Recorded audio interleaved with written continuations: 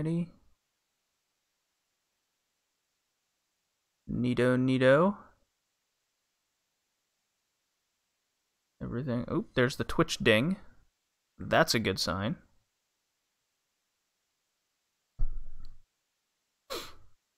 Mm-hmm.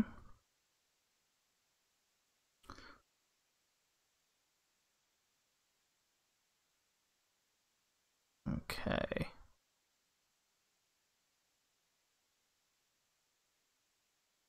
Ooh, come on, Restream. Work with me here. Don't be doing this now.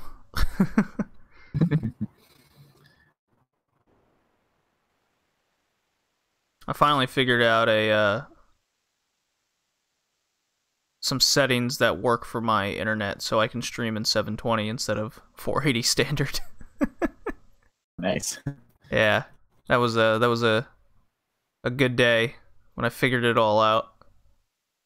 I had to change a lot of stuff. Because in Toronto, it was just press a button and good to go. Like, everything was perfect for 1080. You know, because the building was set up with fiber. Yeah. Yeah. Not in Rhode Island. Rhode Island, everything's archaic and old. Oh, yeah. Yeah. Like Iowa? Yeah, might as well be. At times.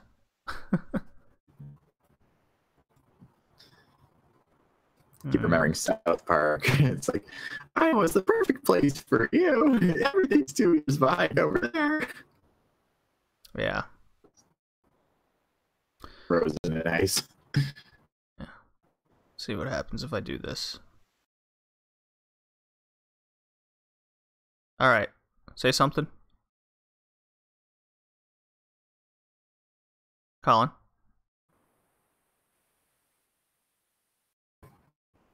Colin. You're cutting out now. I'm cutting out now? What happened with voice and video? Well, it's fine. As it's working. Let's try that now.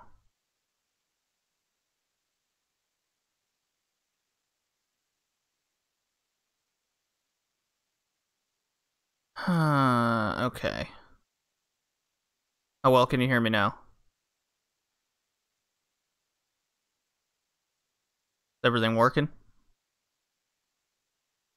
You're perfectly fine. Okay. Alrighty. Mixer still hasn't connected yet. I wonder why. Hope I don't have to like log in or anything all weird like. That would be lame sauce. No, it says it's connected. I mean, it's playing right now. Yeah, it's just cool. A viewer on Periscope. Periscope gets a lot of views. Okay. Well, if that's the case,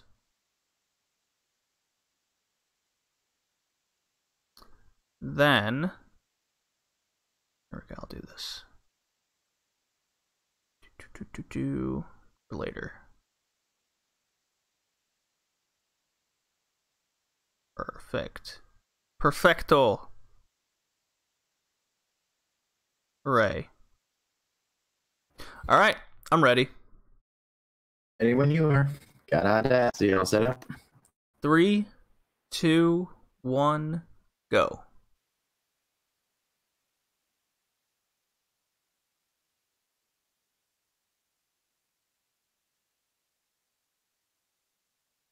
Welcome, welcome, welcome!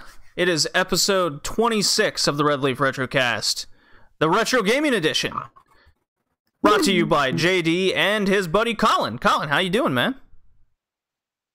I am doing fantastic. It's been a pretty slow couple of weeks at work. Do tell, do tell. I remember what it's like to work a regular job. Yeah, hasn't been too much happening at work. I mean, it's even though it's summer and there's a ton of flights going on, don't really have a whole ton of stuff getting thrown our way to do. By we, I mean me and my second publications technician colleague. Mm-hmm. Okay. Have taken that chance to watch some John Oliver on YouTube, and he is fantastic, hilarious, and informative. Did you watch the newest one? Yeah, no. Not yet? Mostly been watching some of the older ones, like the coal episode or the marijuana episode. Oh yeah, there was a week straight where I just watched them all in I've done it twice. I've watched all of his stuff at least twice. I love John Oliver. He's well informed of what he does. Really? Yeah. I mean, he used to be on the Daily Show, so he's had plenty of practice doing his thing. Oh, absolutely. He was set to be the replacement host for a while there. Interesting. Yeah, that's when Jon Stewart was out on like hiatus or whatever, he would take over. But anyways, we are here to talk about some retro games. It is episode 26. We are talking games based on comic books. So this is where the comic book series is older or the game was made on it. So for example, Batman is a comic series from the 60s, so that would qualify for a game based on it. Simple enough. If the game's based on the movie, then we had some little wiggle room there. But generally, we're referencing the comic books mostly, and how the game does. And funny enough, most just like what we did in our movie adaptation episode. Man, that was way back then. A lot of the games aren't very good. It's just cheap licensing deals a lot of the times. So this was actually a theme picked by our man Kevin, who sadly can't be with us here today. He's training for a big fighting thing that's happening. So Interesting. Yeah. And sorry, the live stream we couldn't do it Sunday. I wasn't feeling too good. But we're 24 hours later. I am healthy as a horse again. And I'm excited for this episode. Yeah. Yep. As usual, we got our intro of what we've been playing, so why don't we get right into that? And Colin, why don't you start us off? I actually haven't been playing too much in the way of games lately. I mean, I've still been packing away at Odin Spear Lightbrowser at home, which is a lot of fun. I mean, it is to be a lot of fun as far as like side-scrolling beat 'em ups are concerned. With our right. I'm almost at the end of the Gwendolyn arc. Almost at the end of the Gwendolyn arc. Okay, I know what you're referring to. And also pecked away at Pokemon History Dungeon. How far are you in that now? Because last we left off in the previous podcast, you were just starting it out, correct? Correct. And I've gotten to Chapter 5. So what's happened in the game so far?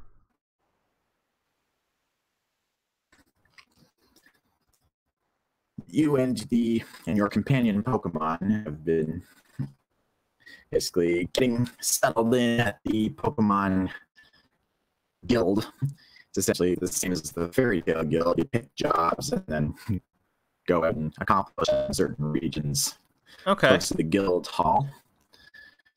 And as far as plot is concerned, like there's been some weird time-related things that have been causing some havoc. We haven't quite seen it ourselves yet, but we know it's happening. All right. Are you familiar with Detective Pikachu at all? I love it, but I haven't really looked into it in depth.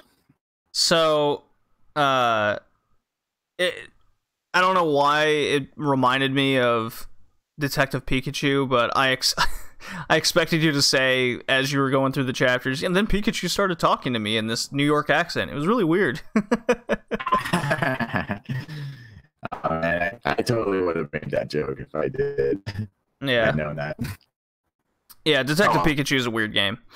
I will say, if you're watching the live stream right now and any of us cut out every now and again or we start going through robot-type sounds, I apologize. Definitely listen to the podcast post through Spotify, Stitcher, or iTunes for better audio quality. So, and with that, anything else you want to say on Pokemon Mystery Dungeon? Not so far. Not much else to say. I basically explained it all. All right. Well, I've been trekking my way through a few games here, Colin. Quite a bit, actually. I've been going through a lot of gaming stuff lately since the spring anime season finally ended, and I've really cut down on how much anime I'm watching in the summer. I've been trying to catch up on a lot of games I've been meaning to play. As you know, with the Modern Gaming podcast, I play a lot of games monthly for the releases, and one that stood out to me was Assassin's Creed Origins. And I've actually been streaming that game twice a week. I think I've been seeing alerts for that. Yeah. From YouTube. So, for the podcast in October last year, I must have played the game for like 12 hours, and I was hooked. I really liked it, and then, you know, the holidays came and went, and then January happened.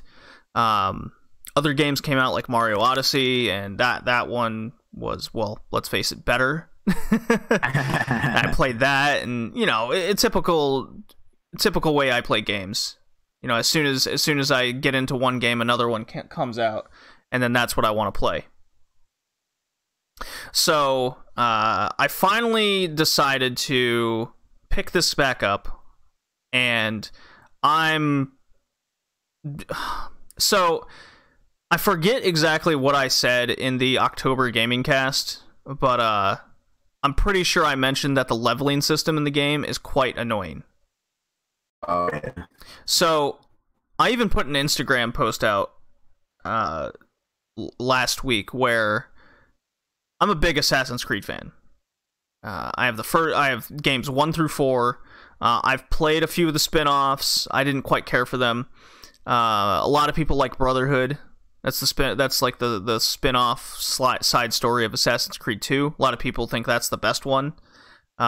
See, I was in the mindset at the time where I already played Assassin's Creed 2. Why would I want to play the same character again? Kind of deal. I've already been in this world. I know it's a good game. I have no doubt. I have played it. I just wasn't into playing more of that world. Know what I mean? I had just gone through a 30-plus hour adventure as Ezio already. So, in Assassin's Creed, the issue with the Assassin's Creed series was when after Black Flag,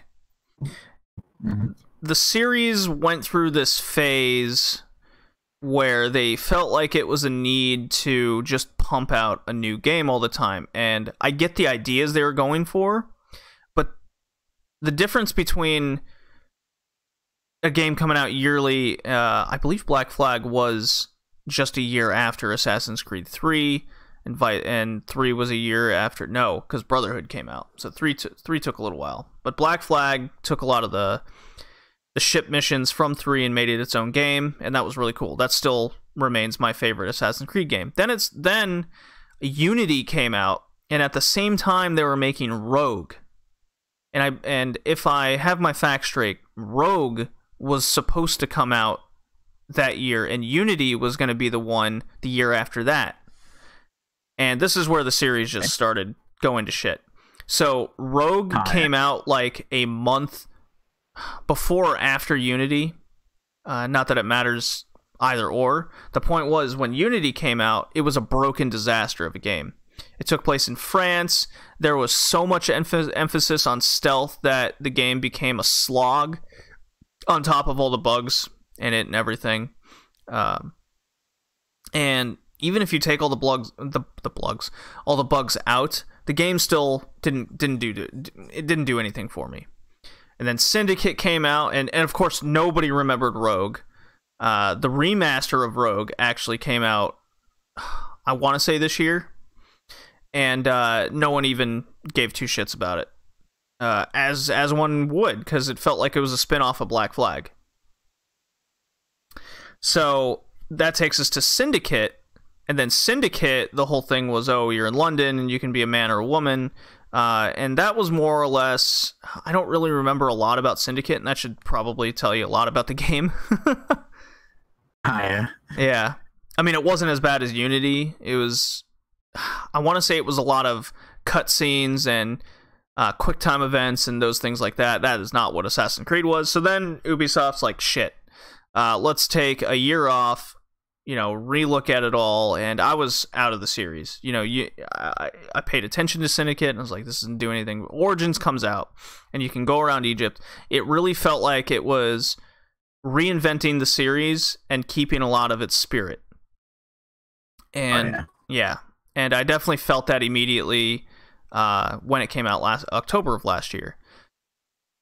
So going around Egypt, I like Bayek. His character's really cool. He's pretty standard and all that, but he's still a badass and all that. The leveling system is irritating to me because you have certain levels, like level 25, so each main mission and side missions say you should be level 25 at this point. And when it says that, it definitely means it. Because sometimes if you're not close enough to that level, it won't let you choose to track that mission. I don't know if that's a bug with my game. I don't think that's 100% true, but sometimes I can't select a main mission unless I'm closer to the level. And that's very irritating, because right now I'm at the point where, because, side missions are all well and good, but a lot of the side missions in the game, in Origins, is just like all the other side missions in Assassin's Creed game. This person needs help, go find this thing, kill him, or investigate this area, and then, kill some animals, or whatever. It's just taken me away from the main part of the game. And because Origins forces you need to gain experience points to get to higher levels, so it's forcing you to do a lot of these mundane side missions. So, and that's, in my opinion, is still very strong on that. Like, it's very lucky that I like the game well enough where I'm willing to put up with side missions, because I'm the type of gamer where side missions does nothing for me most of the time. 9 times out of 10. I just don't care. Oh, yeah. Yeah. And they're like, well, you're going to miss a lot of the world. Well, they should probably tell me a lot of the world in the main game. If I want to learn a lot of the super in-depth intricacies of it, then sure, that's what side missions are supposed to be for. I think Nier Automata is a good example of that. And from what I understand, so is The Witcher 3. The Witcher 3 is the best example of that, because there's a lot of detail in that world. And the main story focuses on the main fucking story. The difference between The Witcher is, like, as you're going from mission to mission, you're like, oh, on my way here, I'll go do this one because it seems interesting. I don't get that same feeling in Origins. And I didn't get a lot of that in Nier Automata either. My issue with Nier Automata side missions was, just as a comparison, is there was main cruxes of the story in side missions here or there. Oh yeah, that you would definitely miss something, and then of course just huge level gaps. So that's a mixture example. While Origins is mostly just kind of filler, it feels like. I don't feel like I'm gaining anything I'm not gaining much by doing a lot of these side missions. There is the occasional one that kind of fills in, like, why is this crocodile dressed up for this one area? I'm like, okay. All right, that makes a little bit more sense, because I just beat a boss, but yeah, I wish there was more crazy boss battles in Origins. I'm finding the missions a bit easy at times, and then crazy difficult. It's Is Origins still good? I would say yes. I'm definitely looking forward to Odyssey coming out in October of this year. So, Colin, how familiar are you with the Assassin's Creed games? I've been talking for a little while about it. I've only played 1, 2, Brotherhood, and some of Revelations. I haven't really played any of the rest of them. Although I am interested to play 4 because, as you said, it's widely considered to be the best one. Well, if you have a PS3, Black Flag is worth like a penny now. So, oh yeah, yeah, you can probably go to EB/GameStop or something, or even buy something on eBay, and you could probably get that game for like $5-10. I'll definitely be on the lookout for it. I actually played and completed Black Flag when I was working offshore. That was when I was the one rig I was working on had a PS3. And I just brought the game with me and my own controller, and nice. I'd play that for an hour or two after every shift. So what I'd do is I'd work out for about 30 minutes to an hour, and then as I'm cooling off, I'd just sit there and play Black Flag.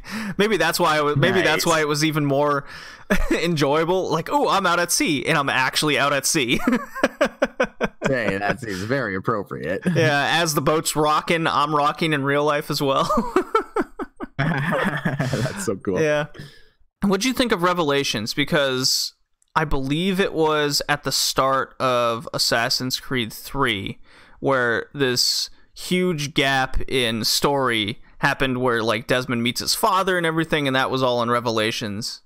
And because it wasn't marked as a main game at the time, I wasn't interested in it because I was like, oh, it's just another spin-off game, whatever. Yeah, it's like I was interested in the Desmond side of things, but as far as the Ezio side of things in that game, I wasn't particularly engaged in the story. Mm-hmm. All the business management stuff going on, just got way too much of a slog after a while, and I just kind of stopped playing after a while. Just didn't really feel interested in going on. Yeah, that's what I figured as much. Because I don't hear anybody talk about Revelations, and it maybe it's because it focused on the Desmond side of things, and nobody's really interested in that.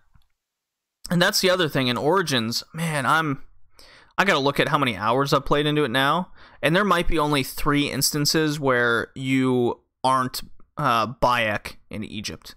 It cuts to this woman that's in the desert, and the whole crux here is she has her own little ancestral dive machine, the Animus.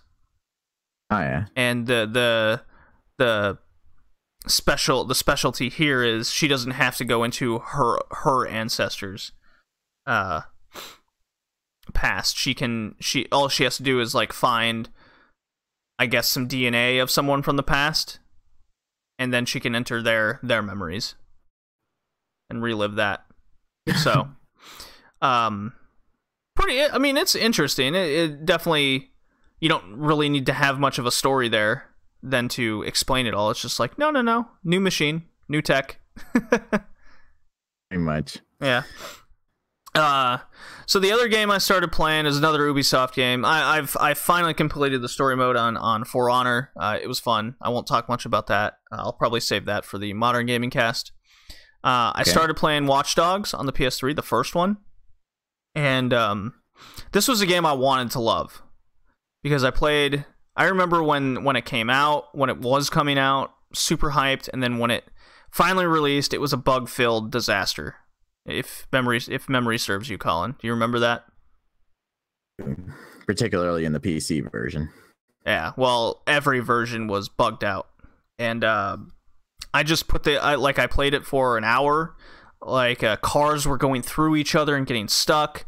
Bullets were going through walls and just hitting you, like, in cover. Like, I could go on and on with all the bugs. And, 4 years later, I'm popping it in because I really want to play it, and I'm interested in the second game because that was something that came out last year, and I was like, I don't really want to touch this. But people say it's good. So I pop in Watch Dogs, like, okay, I'll stream it. If I like it, I'll continue doing it. And the game's not bugged out anymore. It's basically Grand Theft Auto with a hacking smartphone. Oh yeah. Yeah. So cops are chasing you, and then you can activate, for example, street lights to go off, and cars will run into the cop cars and what have you. So there's those cool things. There's some sloggy side missions where you're a good guy and you have to go track someone down and then hack into their phone, but then you have to hide for a little while within this little area. And I have mixed feelings on it, but the good outweigh the bad for me right now. I'm only a couple hours in, and I'm definitely interested in continuing playing it. That's for sure. I'm wondering where it's going to take me in the game. It's a very detailed world, especially on the PS3. Interesting. Yeah. I was kind of interested in playing it when it first came out, but ultimately, when I saw how all the reviews for it and how buggy it was, and just how standard Ubisoft fare people were describing it as, I just kind of lost interest. But standard Ubisoft fare. See, that's a good phrase, because open world, go climb some towers, unlock new regions.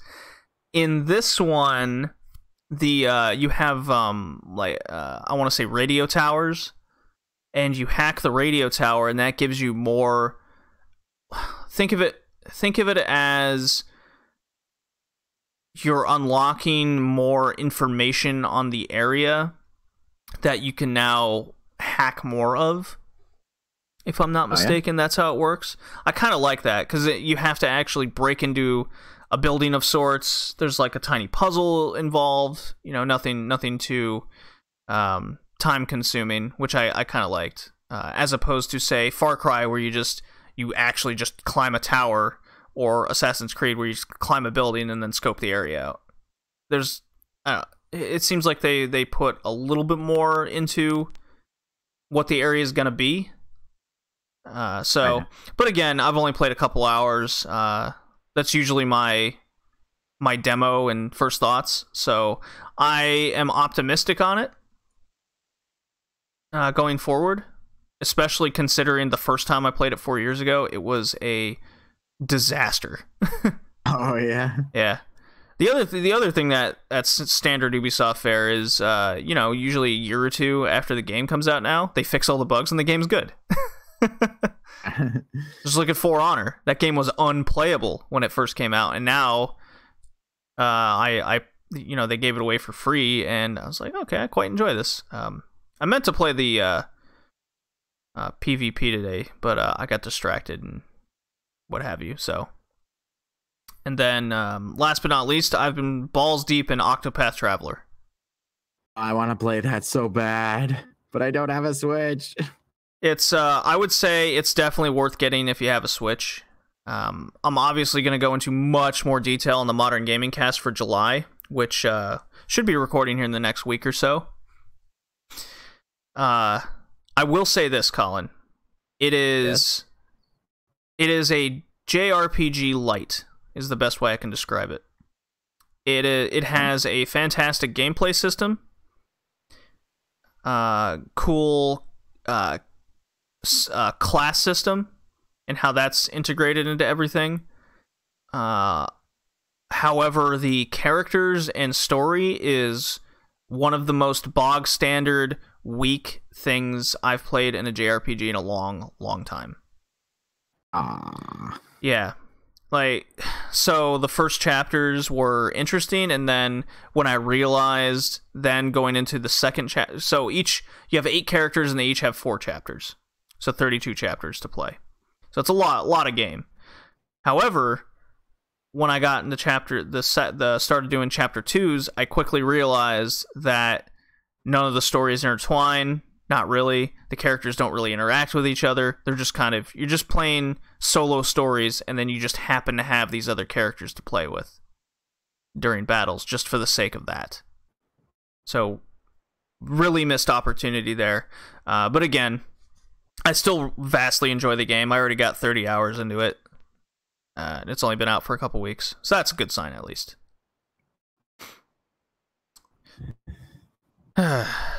But But yeah, easy missed opportunity just to have some sort of intertwined story with these characters. I figured that was common sense, you know? Yeah, I was hoping maybe it'd be like kind of like Odin Sphere. I mean, that definitely has a lot of intertwining stories.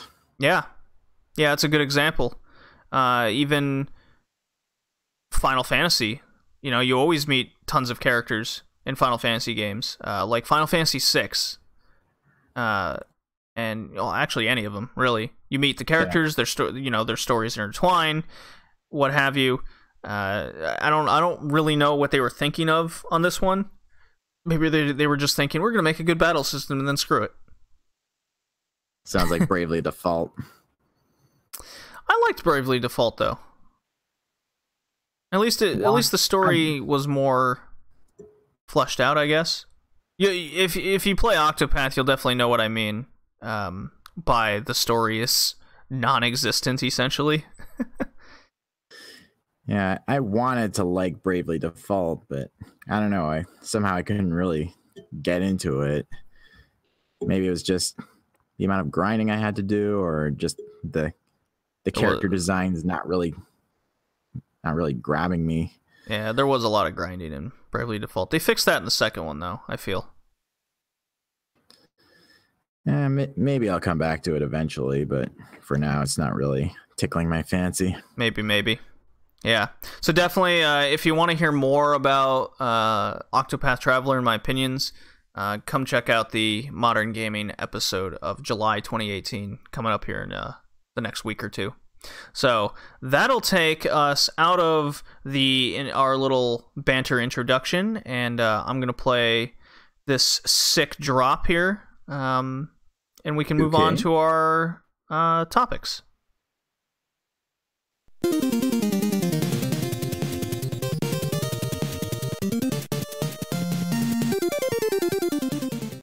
Alrighty. Contra music.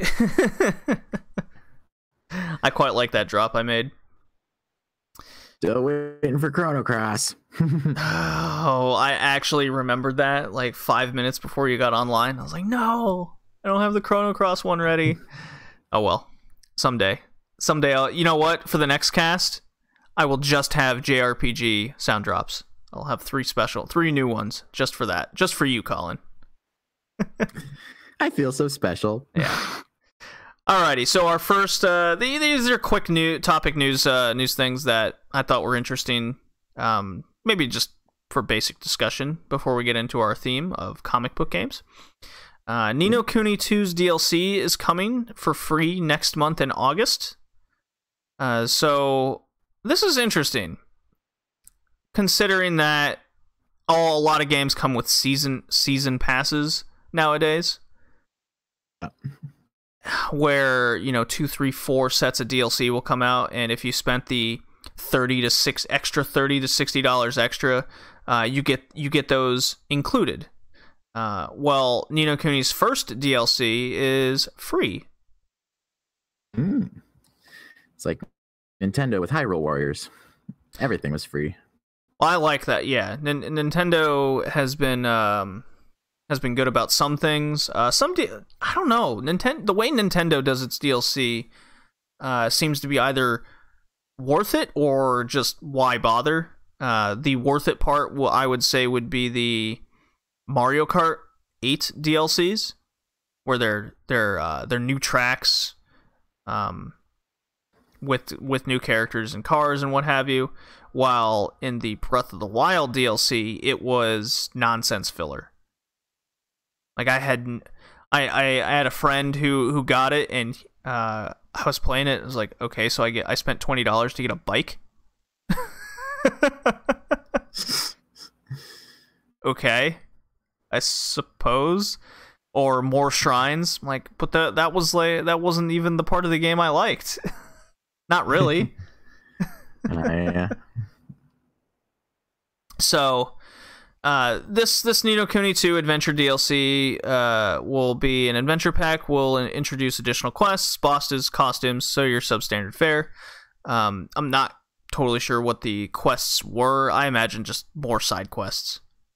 While players should be able to access some of the new additions before completing the game, the quest will only go live after finishing the main story mode. So you got to complete the whole fucking thing before you even access the DLC. I'm not sure I agree with that. Oh, yeah? Yeah, imagine you get the Horizon Zero Dawn Frozen Wilds DLC, but you had to complete the entire game before playing it. Yeah, that would have been a little weird. Yeah. I actually replayed the game a second time when the DLC came out, just to play that Frozen Wild section. That was another like 8 to 12 hours a game.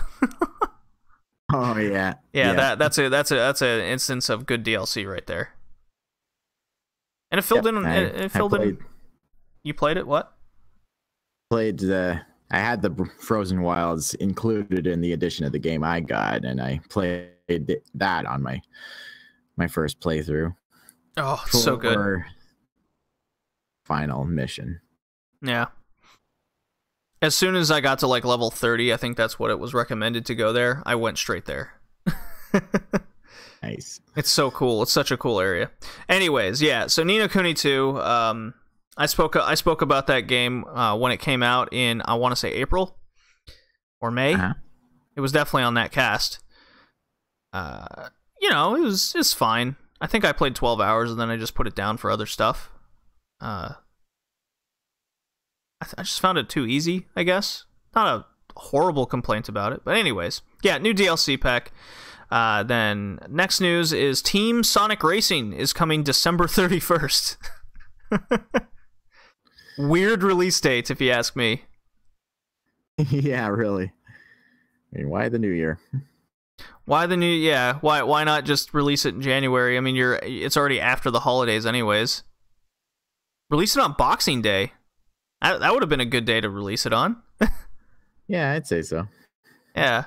How familiar are you with the Sonic Racing games? Sonic Racing All-Stars Racing Transformed, and there's Sonic All-Star Racing. Yeah, I've never played any of them, although I'm aware of some of them. We never played Transformed on the Wii U when I was living in Toronto?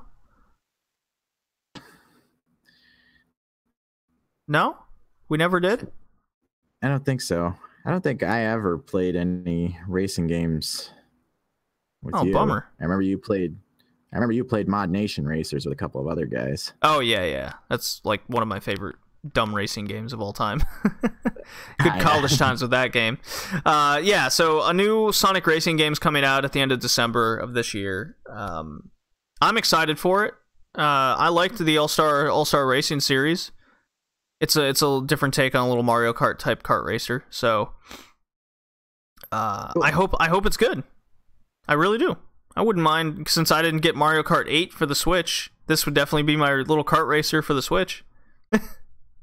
Cool. So our last topic here for discussion is over No Man's Sky Next. It's a huge ass update for No Man's Sky. Colin, how familiar are you with No Man's Sky? I haven't actually played it, although I have seen you play a little bit of it. Mm-hmm. But I know that it was upon release, a lot of people were saying it's a whole lot of nothing. Just a big grind. But it seems like I saw Jim Sterling's video today about the No Man's Sky update and how it seems to be a trend with a lot of modern games that they would release a game in incomplete state and then get it all patched and polished up within the next year, and then it'll be worth getting. Yeah, well, we just spoke about that with a lot of Ubisoft games. That is a trend happening. It certainly is. So this is actually the fourth major content update in the last 2 years since its launch. I'm one of the few people that had a kind of relaxed, serene experience with No Man's Sky. When that came out, when I was done with work, I would just chill with that game. I'd listen to I'd put a podcast on in my ears, and then I'd just do that. And there was a lot of interesting things I came across in the game. Like if I purposely made enemies with a certain alien race, if I ever got into any of their sectors, they would seek me out and try and kill me right away. I seeked out a lot of the language stuff, so that gave me access to a lot of things. So there was definitely a lot of things to do, but you had to kind of have an idea of what you wanted to do. Nothing quite came to you. And yeah, a lot of the worlds did end up being pretty samey. But as, you know, a geologist, anything with rocks and minerals and I'm mining stuff, I'm like, ooh, yes, ooh, I found therium, oh my god. Nice. What's over here? Ooh, that's gold, okay, aluminum, okay, all right. You know, that just triggered a part of my brain that I like just because of what I do for a living. Nice. You know, yeah, I do exactly know what a lot of people are talking about. But this is a good good quote from Polygon that I took here from one of their No Man's Sky Next articles. The goal of No Man's Sky is arguably different for everyone. Maybe you want to see a bunch of different planets, build a massive home base for manufacture or trade, or maybe you just want to max out your character's combat abilities and you can play it like the guy from Doom.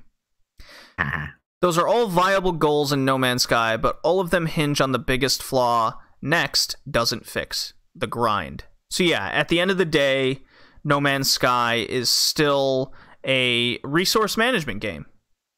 What you do in that resource management game is up to you. I played the game for 8 hours. I got to the center of the universe, and I made my own world. I pretty much did all of what I wanted to do in the game. I've never been into base building games at all. What about you, Colin?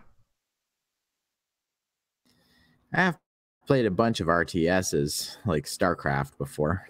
I found them enjoyable. Yeah, well, there's always someone that's going to, you know, the objective there is to protect your base and kill the other persons. Right? That's true.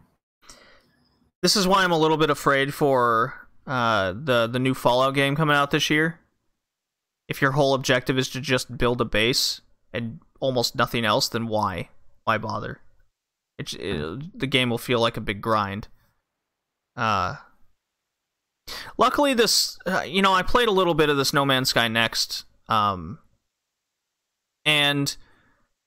now you have vehicles. You can go underground. It's still pretty buggy in sections. Like, so if you're trying to dig a car out of the ground or something, and you hit the wall, you'll just teleport to the surface right away. And that happens quite frequently. There's a cool little third-person mode, which definitely makes the game have a much different perspective, being in this third-person mode. Because you're not... A little bit. Sounds a little bit like Fallout in that regard. Yeah. Yeah, I think I still prefer the game in first-person mode. Because then it makes each planet seem more, I don't know, interesting and perilous, or, you know, whatever emotion that the planet gives you. There's still a lot of animals that are randomly generated. It's the random generation for planets, animals, and what have you is much better than when it first came out. I will say that, and that's a big improvement on the game right there. Oh yeah. But Cool. is the game good now, would you say, Colin? Yeah, it's got more to do for sure, it seems. It's not really sure entirely what it's doing yet, but if it's more deep than picking up, but I don't really have a lot of time in the day to sink into a game like that, so I gotta be careful about whether or not I decide to do that. Yeah. I'm still in the same opinion that, yeah, the game is tremendously it's come a long way in the last 2 years. I mean, it's got multiplayer now with up to 4 people. Just kind of odd because it made it seem like everybody would be online when it was advertised. I think that's what people were most upset about. Was the online aspect of the game didn't deliver that aspect. Just kind of kind of a bummer. I think that's still the major thing that they're missing, is everybody in the universe can't be together, basically.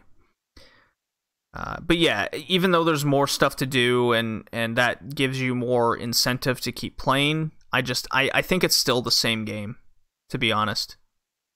Oh yeah. Yeah. It looks that way to me too. Yeah, and I truly believe this is exactly where Sea of Thieves is heading. Yeah, that seems to be the direction. That's what I was thinking back when it first came out, really, and I heard all the reviews saying a whole lot of nothing.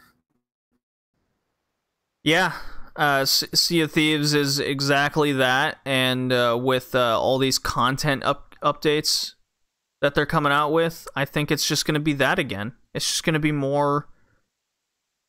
It's was it No Man's Sea? Is that the joke that they're calling it? I believe so. No Man's Sea. Yep, that's the joke. Yeah, bummer. So yeah, that not much else to say there. Well, with that, shall we move on to our main theme? Okay.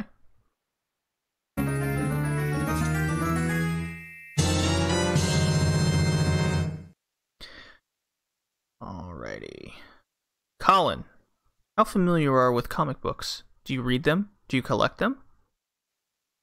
I don't really collect them. I mean, I used to read some of them here and there whenever I got the chance as a kid, but mostly I would just watch the cartoons or the movies based off of them. Mm-hmm. But yeah, I used to watch X-Men a lot, watched Batman, Superman, Spider-Man. I really did enjoy superheroes, even if I didn't really read the comics all that much. True. I did. Back, I got into Green Lantern a fair amount. I even bought a couple of the anthology books of Sinestro Corps War and Blackest Night. Oh, cool. Really cool. It's like there was a really cool fight between, familiar with either character, but there was like high-powered Green Lantern versus evil Superman, and it was so kick-ass. Yeah, I bet. I'm kind of in the same boat as you, a little bit different. When I was a kid, never got into comic books, but for like Saturday morning cartoon shows, all those comic book characters were there. So, like the X-Men series, Batman the Animated Series. Never got into Spider-Man. I hate that character. I hate Spider-Man. I like everything else. What would be some more? Smurfs would be one. I was definitely into the cartoon show growing up. Oh, that reminds me. I used to read Tintin and Asterix a lot. Tintin was definitely one of them as well. When I was in Germany, well, you know what? I'll save Asterix for because we are covering that game later. I'll save that story for that. But yeah, Tintin was one of them. So the list goes on. Always watching the cartoon shows. And then it wasn't until I got into college, actually, Colin, where, you know, people have their hard drives and you know, whatever PDFs or videos or movies or what have you are on them. I had some college friends that had a bunch of PDF comic book scans. Cool. So I got a whole bunch of them. I got all of Batman, Iron Man, Green Lantern, Green Arrow, the list goes on. And I would find myself, even after college, reading those comics offshore just to kind of pass the time. Especially the old like 60s and 70s comics, the what do they call that? The Golden Era? I think it was either the Golden Age or the Silver Age. Yeah, something like that. 70s, 80s. Yeah, I know what you mean. And a lot of those 60s and 70s ones are like filled with cheese. For example, Iron Man has a lot of anti-communist rhetoric to him. Oh yeah. Yeah, the Russians are all evil, and I was like, oh, okay, I see a theme here. Batman has another example would be Batman. A lot of his situations that he finds himself in are easily solved within like 2 panels. One of the ones that stuck out in my mind, and one of the early ones, is he's been what was his name? I forget the villain's name. But he injects Batman with this, I want to say it was a Neanderthal drug, so it turns you basically into a caveman of sorts, and you grow like 2 feet bigger, what have you. And he goes, Batman, you have 5 minutes before you can you have 5 minutes to find a cure before this virus takes you over. And that was one panel. The next panel under it is Batman going like, oh, I need to find this cure right fast. Next panel, it shows him mixing chemicals in, and the clock is like only 3 minutes have passed. And then the fourth panel is, whew, that was close, 5 minutes. And he just finds a cure. He just makes a chemical cure just like that. And I'm like, oh, 60s were special times. Yeah. Yeah, I remember there was always these mention of another Batman comic where the Joker was constantly talking about all the boners he pulled. Just use the word boner so often. But back in the day, the context of the word boner was, well, a prank. Of course, Right. Nowadays, it's a whole lot different. It means something else, much like the word gay and what have you. So the language has changed. So yeah, comic books. I think the main takeaway, or not takeaway, what keeps me away from comic books is, even though they're $1 or $2, the paper that they're made out of is so flimsy and it rips easy, and I don't know, it's kind of a pain in the ass. And it wasn't until I was living in Toronto, Colin, if you remember, that I started getting those kind of anthology hardback or harder cover books, and I got a bunch of Valiant and Image. Like, I didn't want the DC and Marvel. So I got Lazarus, Ninjak from Valiant is really cool. It's like a different take on Green Arrow. I kind of like it more. Let's see, what else? I got Nailbiter. I believe that's another Image one. I'm like looking over at my shelf right now. And it's just better quality. I don't want to deal with those flimsy little paper things that you have to really take care of. You know what I mean? I read through a couple of those kind of books back in the day, and I really didn't like how flimsy they were. Yeah, it really, I don't know, it doesn't feel like I'm reading a book, basically. It feels like I'm reading a newspaper, if anything. Pretty much. And I think that's what comics stem from. So, why don't we get into our first game here? What do you say? Alrighty. So, our first game is... So, I'll take the... Why don't we just... I'll take this one, you take the next one, and then you can go into your picks. What do you say, Colin? Sure? Okay. So this first one is X-Men from the Sega Genesis. Came out in 1993, developed by Western Tech and published by Sega. And if you don't know, X-Men is from Marvel Comics. And right away, I noticed the game has kick-ass music, and that seems to be a theme within this theme. Is a lot of these games have kick-ass music. It opens up with a funky little intro where I guess Magneto has a ray gun on the moon for reasons, and he's gonna strike the Earth. I wasn't quite paying attention to it, but that's what I gathered. And then right away, you go into level 1, and fuck this game. Oh, yeah. So true. X-Men Sega Genesis. Here we go. Can I get a long play? Yeah, here we go. So, when I was playing this game, Colin, I was kind of excited. It's like, cool, I get to be the X-Men. And as I'm playing it, I quickly I start thinking to myself, no way the game is this hard, right? I must be doing something wrong. And so I started looking up like YouTube videos and reviews over it, and they all pretty much said the same thing. The game is balls hard, it's unfair, it's borderline busted. So, for example, yes,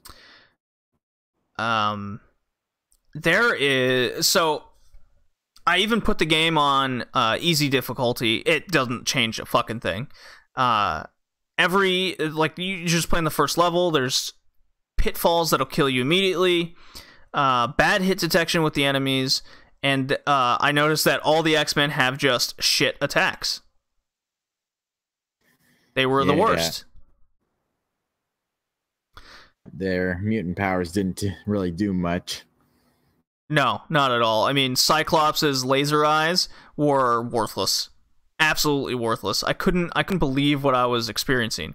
I tried to play level 1 with each character once, and I never felt like I always felt like I was at a disadvantage all the time. You can choose between Nightcrawler, Cyclops, Wolverine, or Gambit, and then you can assign 4 one-time helper mutants. Most notably, I was using Jean Grey, the woman with the telekinetic powers, and she can save you from one of those many pitfalls you'll fall into. And you will fall into them because the you'll find yourself falling through a lot of the platforms because there's a heavy unnecessary platforming element, even though this is billing itself as a side-scrolling beat-em-up. What are your thoughts on this, Colin? Tell me what you think about X-Men on the Sega Genesis. It's just, first of all, fuck Nightcrawler. Why so? So hard to control. I mean, it's so complicated to use. I mean, you hold down the button to activate it, see him flashing black and blue and regular, and then with the press of the arrow button and then let go, he teleports a short distance away, which isn't very intuitive. I would agree with that, yes. And his jumping kick just, it's so hard to control. It's like you jump up and then propelled at a downward angle towards where the kick is aimed, and then that can end up fall into pits so easily. It's just such a pain in the ass. Yeah, the whether it's Nightcrawler or any other character, you will fall through so many pits. I mean, I'm playing a video here in the live stream right now of what the game is. I mean, you get to level 1 and it's a jungle level, and you're just platforming the whole time. Yeah, it's a pain. Of course I put a video up where a guy's playing on expert mode, and he'll probably never get hit once, but anyways. There's so many instances where you'll fall through the bottom of the you'll fall from the top of the screen to the bottom, and you'll get hit by enemies, and your life bar goes away so quickly. Sometimes you don't know what's a platform you can jump on or not.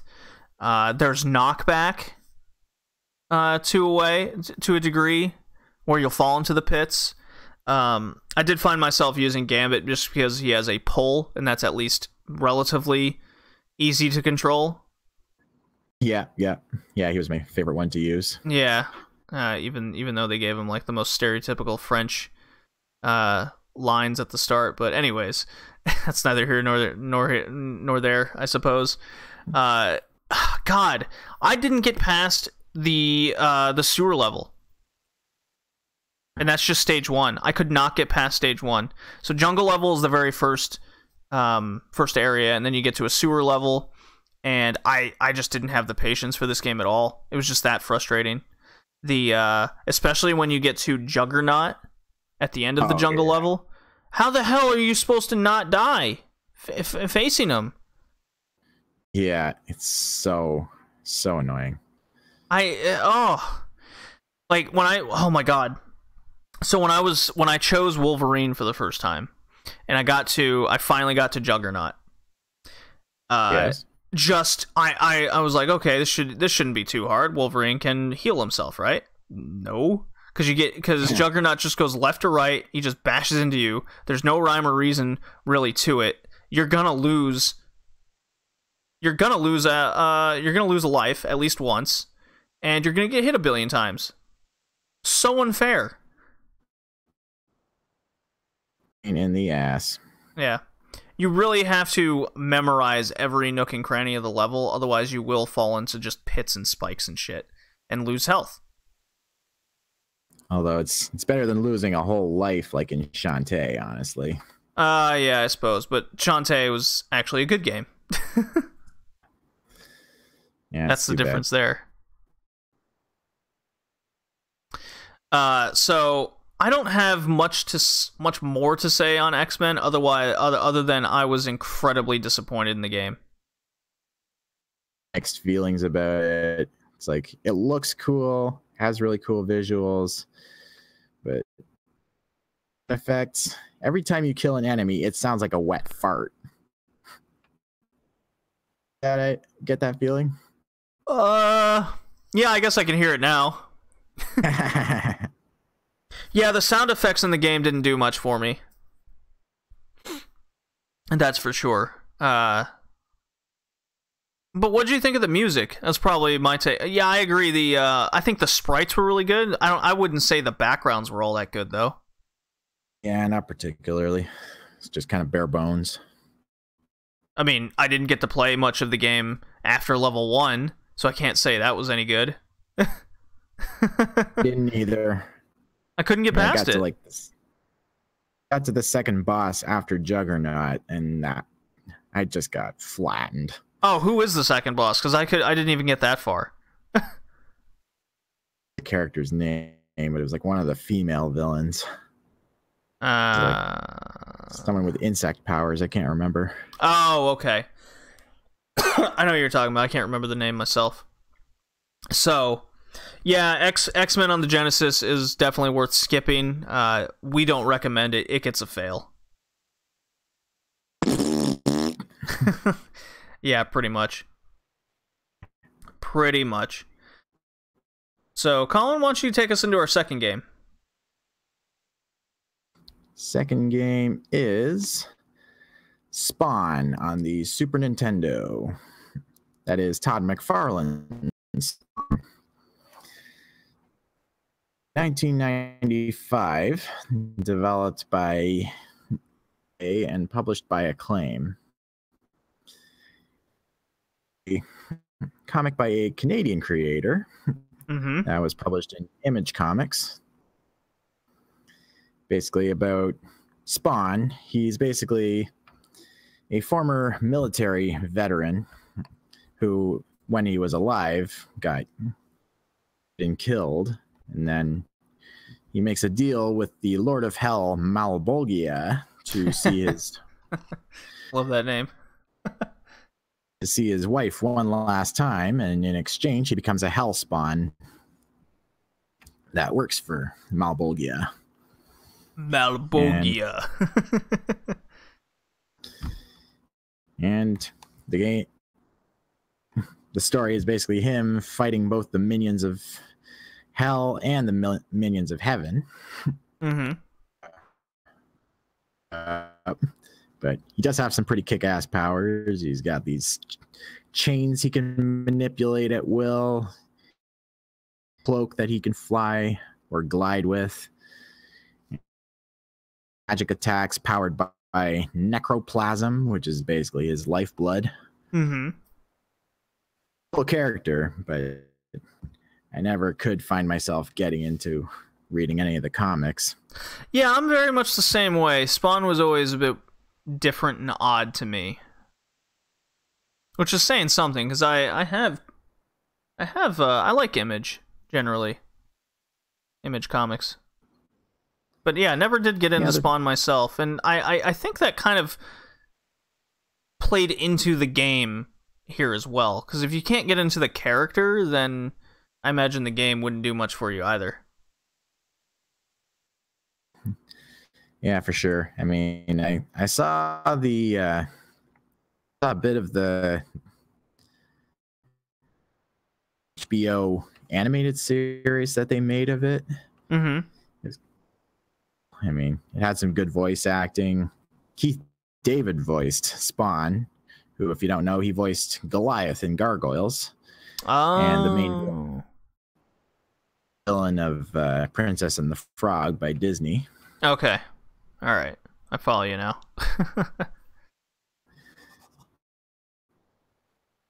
Yeah, yeah, this is a side-scrolling beat-em-up game. I think that's enough said there. Especially since we just did a beat-em-up episode not too long ago. We seem to be getting a lot of these types of games lately, haven't we, Colin? Yeah, they seem to be pretty common for the time. Oh yeah, big time. What'd you think of Spawn's attacking system? Because to me, that's what made this game different. A lot of it was pretty by the book standard beat 'em up, but it was the controls that did it for me. What'd you think of them? Yeah, I liked the range of moves you could do. You had like light punches and kicks as well as heavy punches and kicks, and with certain button presses you could do. If there's like revolving uppercut, sure you can. Yeah. Yeah, it incorporates Street Fighter-like button combinations for the moves. I noticed that pretty much immediately, but my issue was didn't have the instruction manual, and the game doesn't tell you what those combos are in any formal way, so you can't just press the pause menu and go attacks. It doesn't tell you any of that. It's just this is your punch, this is your kick, and that was it. So the combos remain unknown unless you have the instruction manual, so I had to look up online of what they were, and even then I found them kind of difficult most of the time to actually execute because of this beat 'em up style. But it was very interesting how they incorporated that into the game. And I just pulled up a long play video for the live stream, and the guy's just spamming the corkscrew jump attack. Yeah, that's pretty much what I resorted to doing after a while. Yeah, I was very much the same way. I was like, well, if I can't execute any of these combos, then I'm just gonna try to exploit the game, and that's what I was doing. I thought visually the background art was pretty cool. It made every stage environment seem interesting and unique to each other. You know, it was like a jungle alien type level, and then there's a city/prison level. But then those get kind of bland. I felt there's just a lot of grays and flat background. So I found it really good at times, and then really nothing at times. Does that make sense? Yeah. Yeah, I know what you mean. Yeah. I noticed I got trapped in attacks quite easily. So just like a beat-em-up game, if characters on both sides of you corner you, I guess is a way to put it, you'll just get rocked back and forth, and your life bar will just immediately plummet down to nothing. And even in instances where enemies are throwing projectile weapons, such, say a grenade, you'll get hit, and the flash will immobilize you, and then by the time the flash is over, the enemy is already throwing another grenade, and then it just repeats that cycle. So you get stuck. in that enemy attack quite easy. That happened a bunch of times. Like, wow, that's really annoying. Because that's out of your hands. Yeah. Did that ever happen to you? Yeah, when I was getting to the point, those skeletons. Oh man, I fucking hated those guys. Mm-hmm. It's like he gets unlocked by the attack, takes off. It's like I could barely get past the where they show up. It aggravated me so much. Yeah, stun locked. That was the word I was looking for. Thank you. Yeah. It is on the single 2D line, so not like a 3D axis in most side-scrolling beat-em-ups. Take Final Fight, for example, where you can go up and down. This was just left-right on one thing. Think, well, shit, Contra was even more of a 3D plane because you could go up and down different levels. At least it felt like that. So I think that was a misstep here. Especially on the Super Nintendo at the time, you could definitely get some more 3D work, I feel. Yeah. This looked really good in this game. Like Final Fight, it was like on the level of like a Genesis game. Right. What'd you think of like the wall jumping and everything? Did that do anything for you, or was it kind of an unnecessary add? Liked it, although sometimes at one point it got pretty aggravating when you're trying to get up to a certain level of like the cathedral level. I spent like 10 minutes just trying to land on one of the opposite ones properly in order to execute a wall jump, but so much of the time it just kept slipping right off. Yep, I was very much the same way. Surprisingly enough, I played this game quite a while. I wasn't expecting to do that, but I think the only reason why I did play it long enough was because it has a password continue system through levels, and an unlimited continue system on top of it. One of my favorite options in retro gaming. Like, if your game doesn't have a simple password system or infinite continue system, then it gets aggravating, because then you feel like you'll never be able to complete the game. Castlevania 3 comes to mind. Ninja Gaiden 3 comes to mind. Oh no, you only get 3 continues in this stupidly hard game. Good luck getting to any other level past 2 or something. You know what I mean? Yeah, so true. So that was a pleasant sight to see for Spawn here. I didn't experience a lot of slowdown when I was playing, but there was some.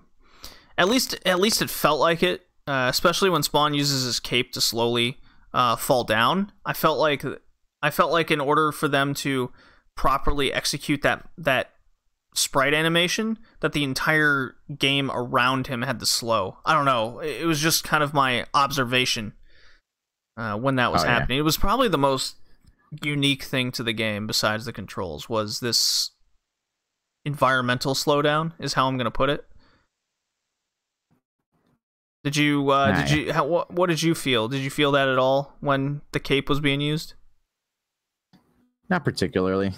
Just made Spawn really. Okay. But maybe it was just me then. I don't know. It definitely looked something was off there. At least to me it did. Did you have a particular enemy you liked, or anything about the game that made it feel unique besides the controls than anything else? I quite like the personally, Colin, I quite like the in between level kind of comic panels to tell the story. I quite like that. Those look really cool. Yeah, I wonder if maybe they were taken straight from the comic book, or if Todd McFarlane himself drew them for the game. Yeah, maybe. Maybe. But that was definitely one of my favorite parts of the game. I just wish the special combo controls were easier to execute, and I didn't have to constantly keep looking them up during the game. So, oh well. Fuck the Redeemer boss fight. I was wondering. I almost forgot about that. Well, tell me about Redeemer, Colin. Boss fight with a flamethrower salt on it to ensure a painful death.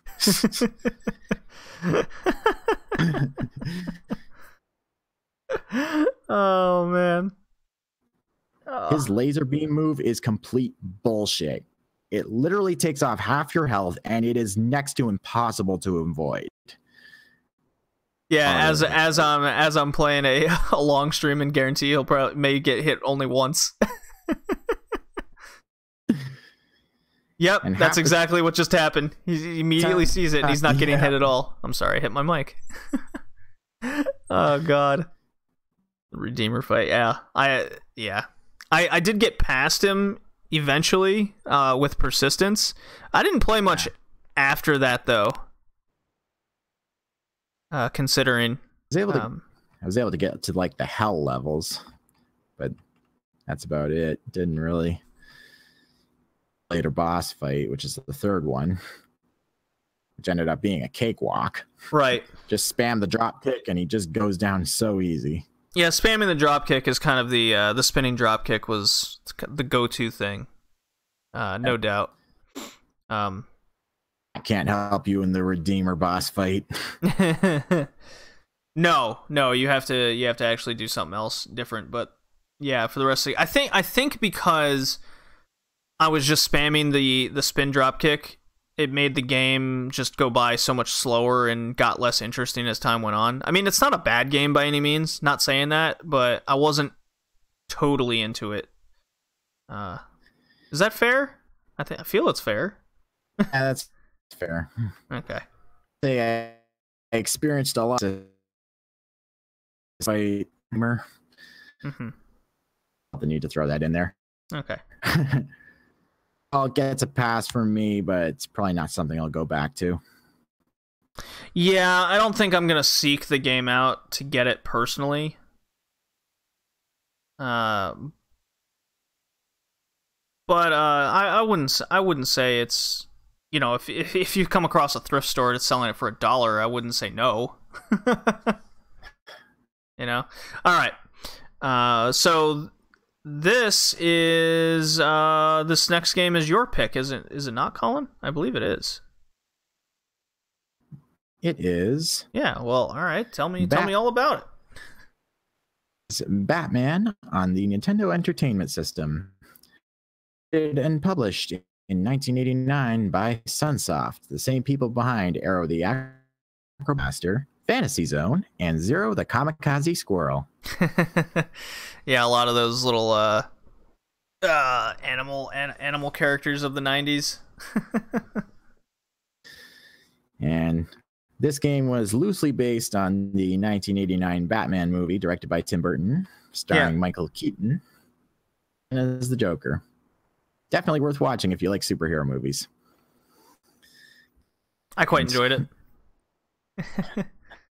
A side-scroller action game that plays kind of like Ninja Gaiden. It's got the wall jump, and the stage layout's very similar to it.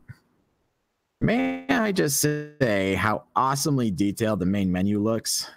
It seriously looks like a Super Nintendo screen, and that's pretty impressive for the regular Nintendo. You know, I am in total agreement with that. Like, for 1989 of all things, this game blows my mind. It really does. This, you know, after playing Arkham City, I would say this is one of the best Batman games I've ever played. It's also the hardest.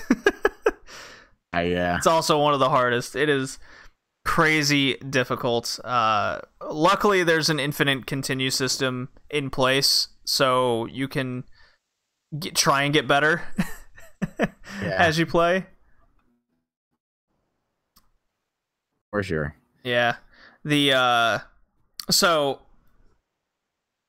I liked a lot of the little cameos that they had in the game. You know, you face bosses like Killer Moth, Firebug, Joker, the minions. There's even some minions that range from Deadshot to Heatwave. So if you're a fan of Batman, like, a lot of these names will definitely you'll recognize them, and I quite like that. I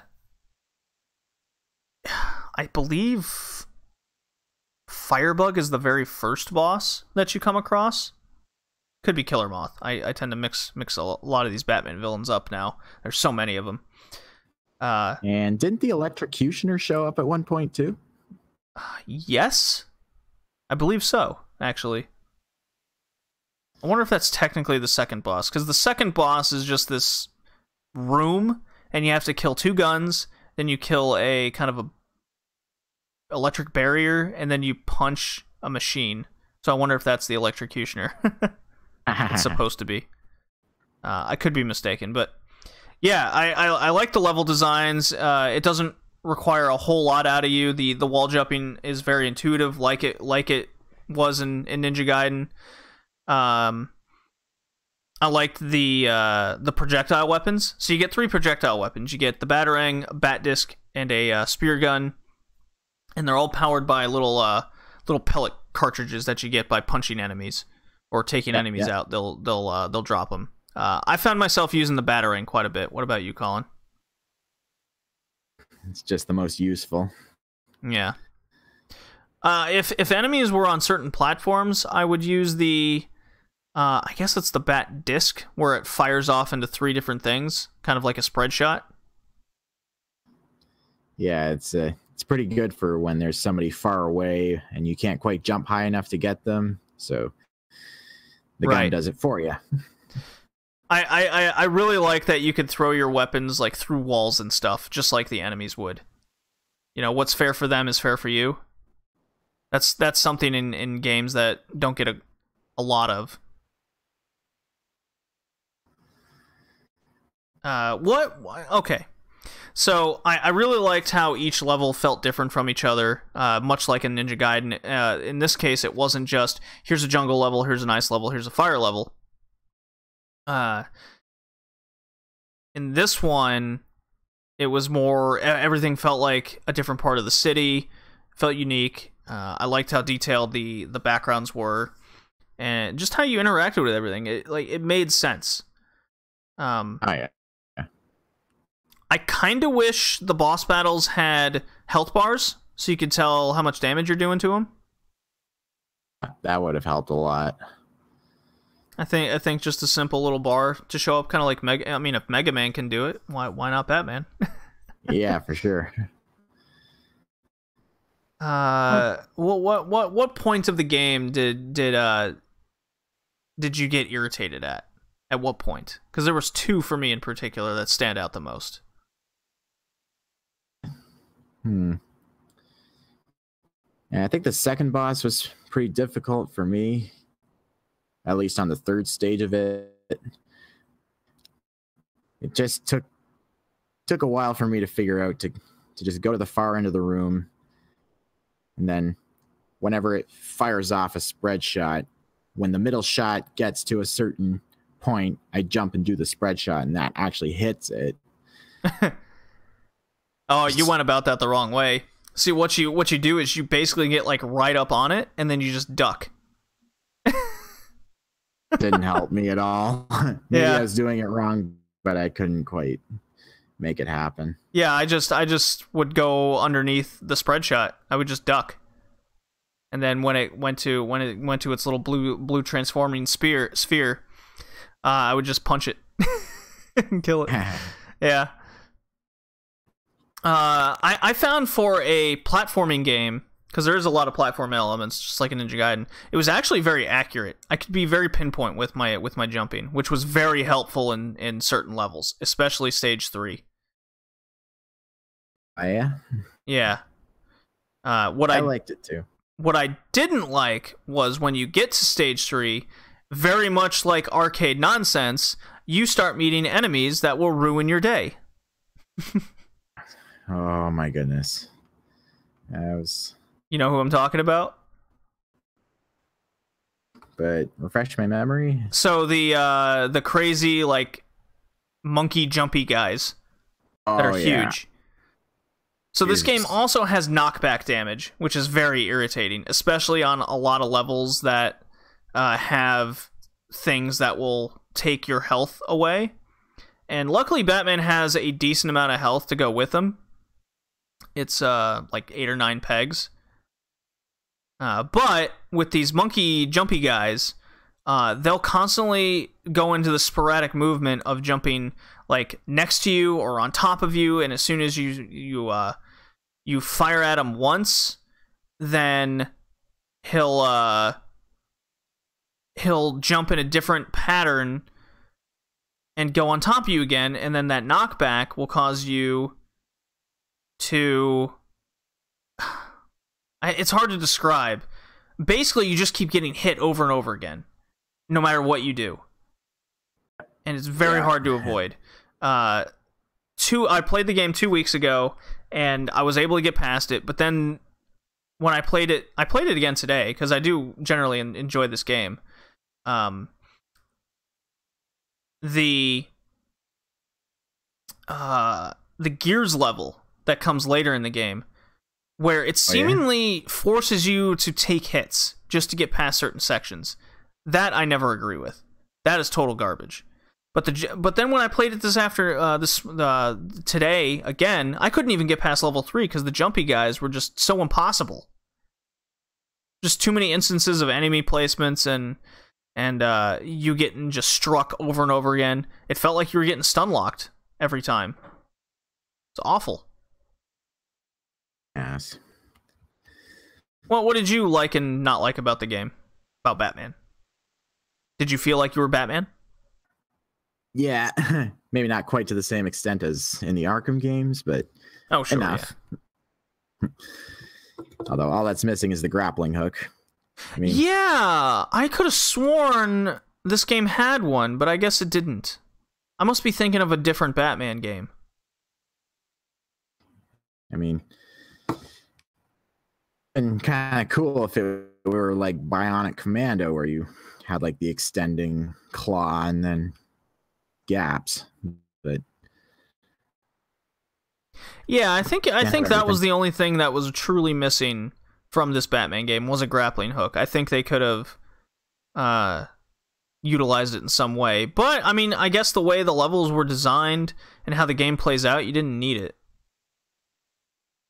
It did feel like I came across quite a few jumps though where it felt like I needed to get hit, such as the gear level, and a grappling hook would have been nice. Maybe an in-game upgrade. Yeah, for sure. Would have been useful there. What really drove me nuts was how if you move back a little bit after killing an enemy that came from the right and then move back to the right, spawns. And it gave me so much trouble when I was fighting the jetpack guys. Yeah, true Ninja Gaiden fashion. No doubt. So did you have a problem with purple Batman? I love purple Batman. I think it's best Batman. Yeah, I don't really have a problem. I mean, I found the in-game graphics to be really good as well as the main menu. Mm-hmm. Really small thing that actually stood out to me was how of Batman's cape. There's more motion in it than you would expect from something on the regular Nintendo, and I find that pretty impressive. Oh, absolutely. But I appreciate the little details. Yeah, there was definitely a lot of detail put into this game, a lot of love, especially considering, considering a lot of these games with just licenses, they generally don't turn out so well. This is again one of the best Batman games I've ever played, but fuck, it's hard as shit. And I watched a video this morning after I kind of raged out of frustration. A dude beat it in like 15 minutes. I was like, oh my god, I hate you. Yeah. Angry Video Game likes this game. Angry Video Game Nerd likes this game too. Yeah, it would make sense. So shit, but he says if you manage to beat the Joker, you deserve a medal. Oh yeah, I had to look. I looked up a video over the Joker, and any review I looked at the game, everyone had the same opinion. The Joker can suck my dick. He is so hard. Couldn't beat him. Yeah, that was kind of the consensus. Like no one could beat him, unless you were an expert speedrunner type guy. So, Batman on the NES gets an easy pass from me.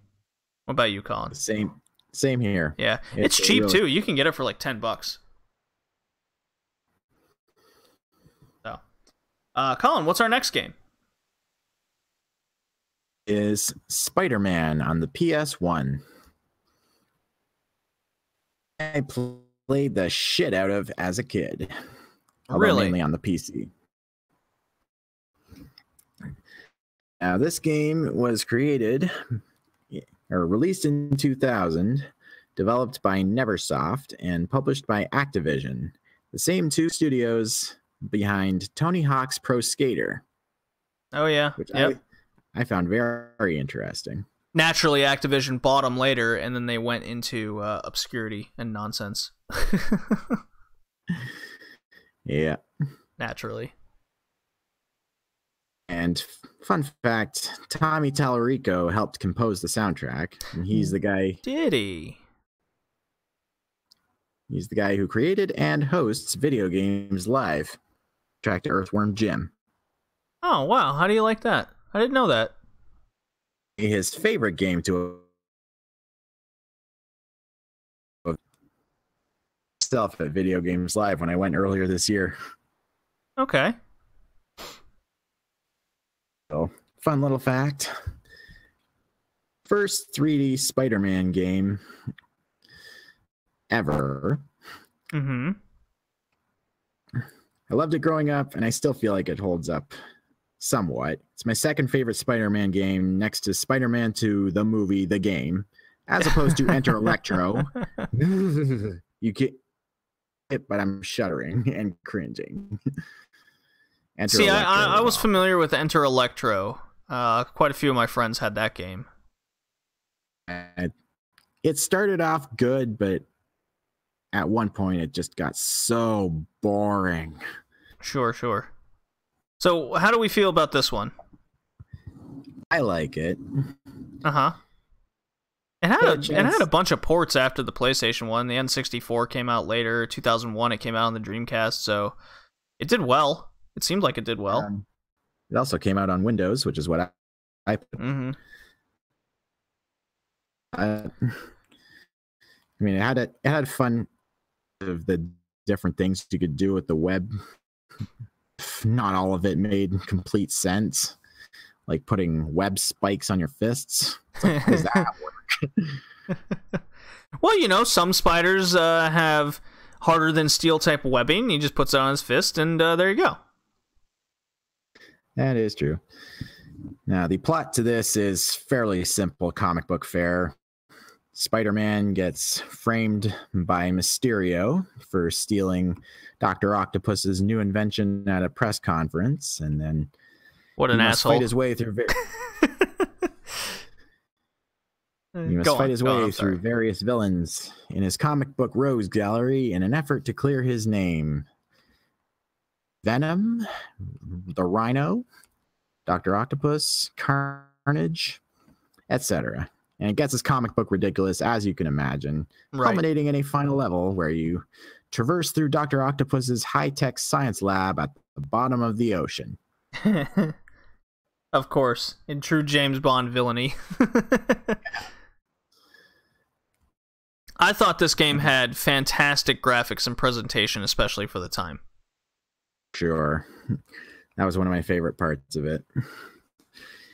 One of the cool aspects was that as part of the plot, Dr. Octopus releases toxic gas into New York City, which results in the streets below the rooftops being blurred out, similar to Silent Hill's fog. Yes. So that's a pretty creative way to keep the action up high so the rendering doesn't get too overloaded on the PlayStation. Absolutely. I noticed that immediately. I thought that was a genius way to go about it. Did you know Stan Lee was actually the narrator of the game? Recognized it immediately, even as a kid. Of course, he says it himself. Hey there, Stan Lee, co-creator of Spider-Man here. Yeah, pretty cool. I don't know. When it went into the story, you're introduced to all these Spider-Man villains. There's no introduction, so coming from a person who's not too familiar with many of the villains or the world of Spider-Man, I was kind of, I don't know, I felt like I was taken out of it a bit because I didn't know who half of these guys are. Like, I know who Doc Ock and Venom is, but like Carnage, and like, who's that again? Yeah. That's what I noticed too, is like it was made for a comic. Yeah. It's like kind of drops you right into the middle of its continuity rather than kind of setting everything up. Yeah. Which is cool. that we're covering this game when the new PlayStation 4 Spider-Man's coming out soon in a couple months. Yeah, I'm not sure how I feel about that one, but check it out. If it's got the same kind of web swinging mechanics as Spider-Man 2, the movie, the game, I'm definitely on board. I don't know. That game is looking like it's gonna knock it out of the park. But in this Spider-Man game, I thought the controls were kind of crazy stiff and clunky, which made going about the level more difficult than it should be. Taking the web mechanic out of it. Oh yeah? Yeah. I think that's just a limitation of the controls it was capable of doing. Really? Yeah. I quite got a kick out of the web swinging mechanic in this, where he just essentially shoots it up into the air. Yeah. And it just grabs. I was very surprised that there was actually wall climbing mechanics in this game. To me, that blew my mind, even coming from a game that came out in 2000.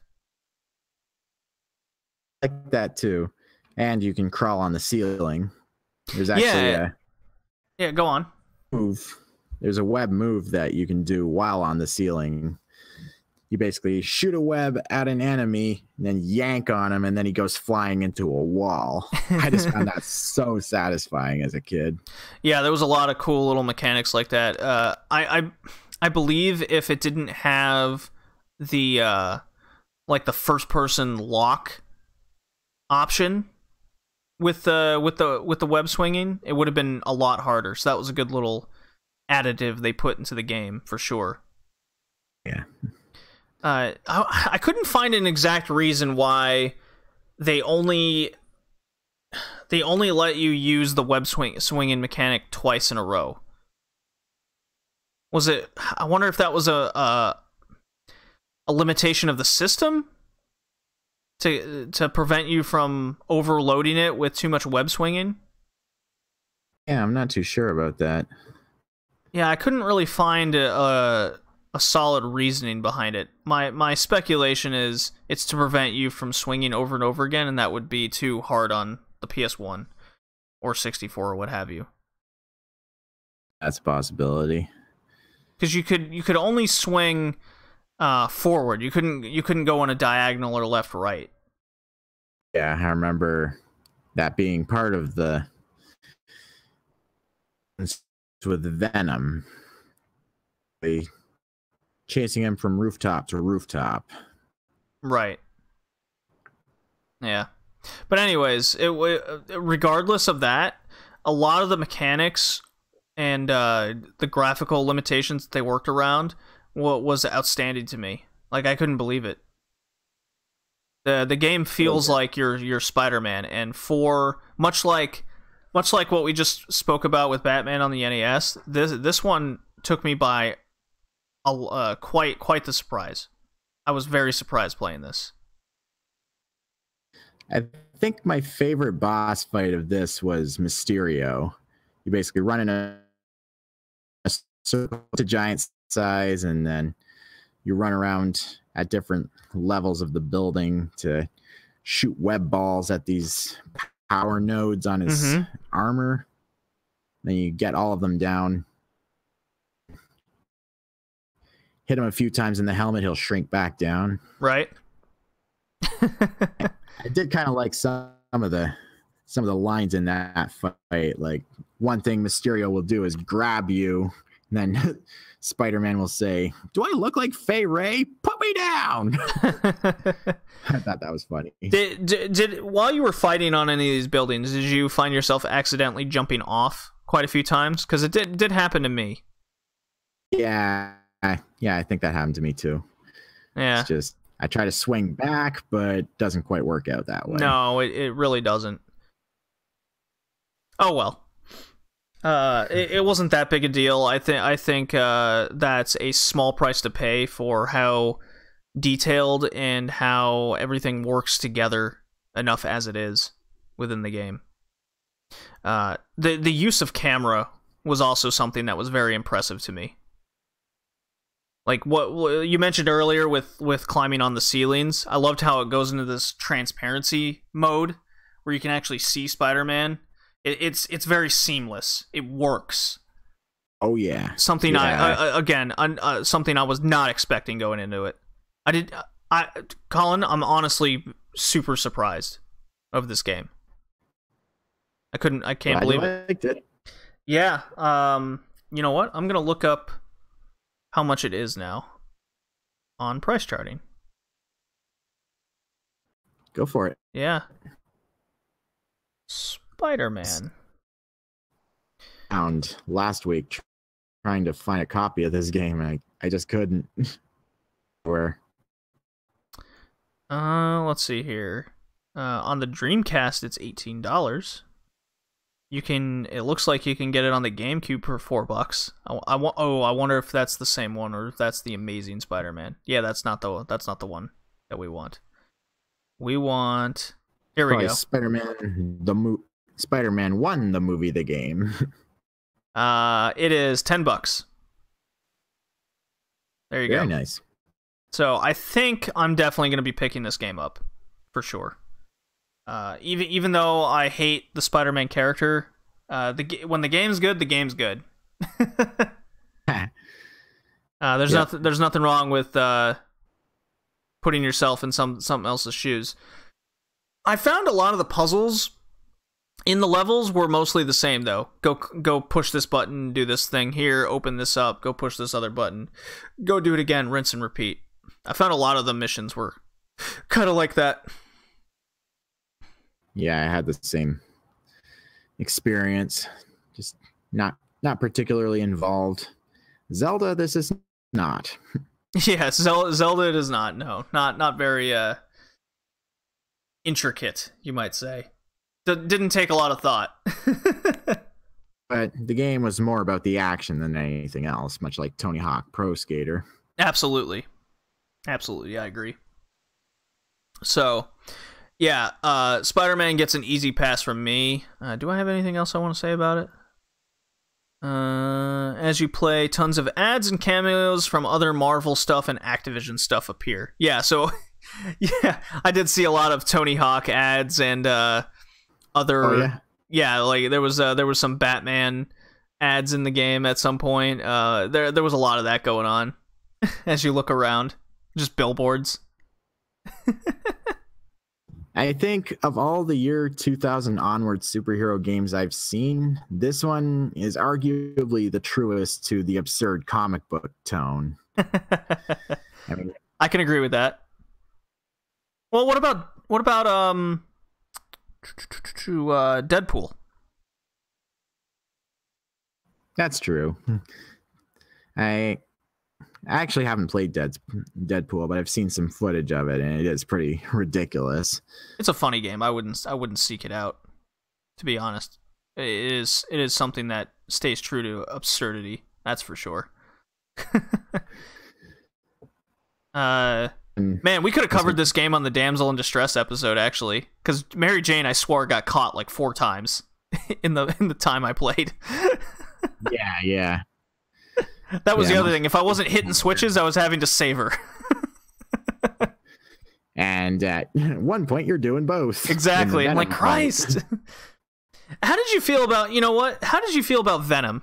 I thought his little comic character, his comedy character, kind of threw me off. Because I don't remember Venom being that kind of goofy character. Or at least not to that extent. Remember that either. He was just supposed to be sort of this anti-Spider-Man. He was supposed to be really good for all that well. Yeah. Well, anyways, moving on. It gets a pass. For sure. Alrighty. So, we're on my first game. I'm excited for this now. So, my first game that I picked was Asterix, as we mentioned earlier. Came out on the Master System, 1991, developed and published by Sega. It's a French-Belgian comic published by Pilote, started in the 1970s. So, fun fact, I actually have the sequel to this game, Asterix and the Secret Mission. And Cool. Asterix is a very European series, and just a quick little story here.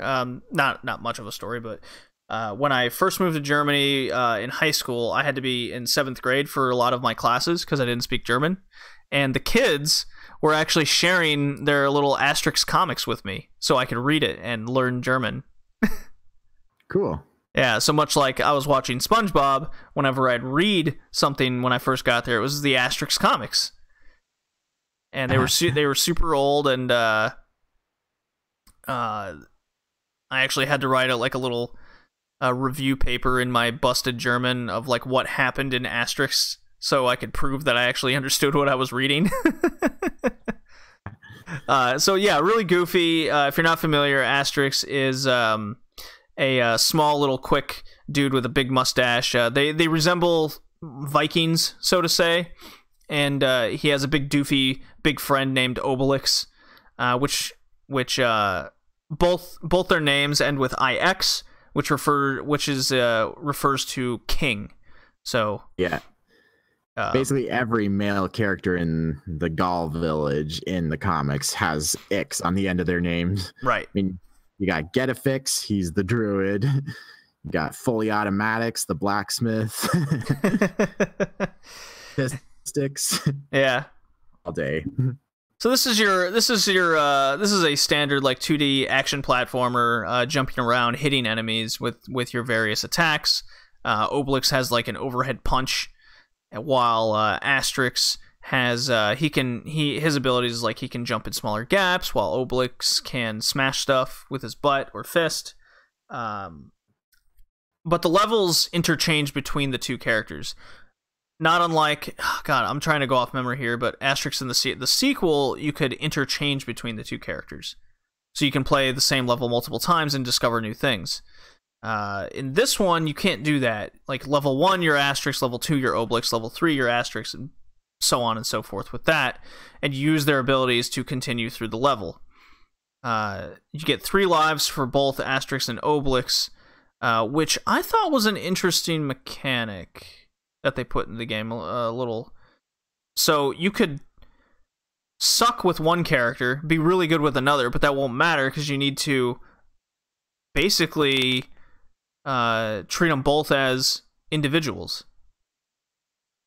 Like, I definitely see what they were going for. Playing from level 3 onward, you actually did have a choice. You could choose between Asterix and Obelix, but I mean, in the first 2 levels, you had to play as Asterix in level 1, and then had to be Obelix. But after that, you could choose. Oh shit! Well, then I totally missed that. I just assumed after those beginning levels, you're just always switching between them. Yeah, oh, shit. Asterix can get to certain points that Obelix can't. Actually smash through things without the use of like explosive potions. Yeah, the potions was interesting. It took a little bit to get a handle on how quick it works. I think it could have lasted longer. So, for example, on a water level, you throw a potion in the water and it explodes and make a little platform, but it goes away so quick it got a little frustrating there. There was quite a few instances of things like that, the way it worked in the game. Like, it just wasn't there long enough, so you had to be very precise and quick about it. I don't think that was fair for the type of game it was going for, but it wasn't detrimental to my gaming experience. The game was kind of simplistic. It has a bit of charm with it. It's simple yet repetitive music. Honestly, I mean, it's the Master System. Yeah. A lot of same thing with the NES. Just a lot of the games at the time just would loop music. This was definitely one of those games. Was once I played a level or two, I would mute it and then just listen to a podcast. Nice. I was like, okay, I see what's happening here with the music. Click. I thought that go on, Colin. I've been speaking too much. Found this game plays a lot like DuckTales, at least when you're playing it. Just like having the downward airborne punch. Yep. Scrooge make downward cane attack. right? They bounce you upward. And then the aesthetic kind of reminded me of Adventure Island, although it's still pretty distinctly Asterix. Yeah, and it's very much distinctly Master System as well. It's look exactly like the actual comic characters, if a little pixelated. Yes, yeah, the sprites, that is definitely a high point, is the sprites of the characters and the enemies are very accurate and detailed. I love it. And I love how goofy the enemies are, such as they spit water, or when you hit them, you punch them out of their clothes and they're in their boxers, so on and so forth. Super great. It reminded me of a more highly detailed kind of Ghost and Goblins game, or even the spiritual successor, Maximo, Ghost of Glory. Oh yeah, I've heard of that game. Yeah, I haven't really played it. Oh, hard as shit 3D. It's 3D Ghosts and Goblins, basically. Oh yeah. Yeah. Man, I'm very happy I picked this game for the podcast. I think the sequel is much better because a lot of the issues I had, such as the occasional flicker, a slowdown with too many enemies on the screen, it was all fixed in the sequel. The other part that's sad is this only came out in Europe. It did not have a North American release, as far as I know.